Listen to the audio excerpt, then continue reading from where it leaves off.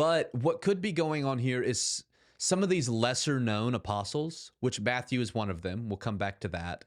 James is one of them. So in the Christian tradition, James, the brother of Jesus, becomes important in the Jerusalem church, but not James the apostle. And so some of these lesser known apostles, which is interesting that they don't take a prominent role in the early church, at least in the documents that we have. It's a discussion for a different episode as well. But it's possible that these lesser known apostles, as the tradition is handed down, likely orally at first, that it kind of gets muddled.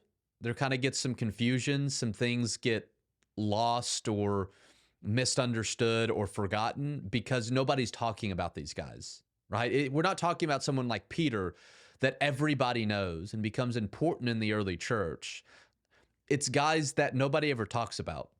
And so what I think is just happening here is that the tradition gets a little muddled because you're trying to remember and figure out things about people that nobody really knows about. And so there becomes some confusion. Now, like I said, it's perfectly fine if you want to say, well, there's a way to work it out. I would say we can't know that now. We can pose some theories that go way beyond the text. I don't think there's any way for us to figure out how to harmonize all that right now.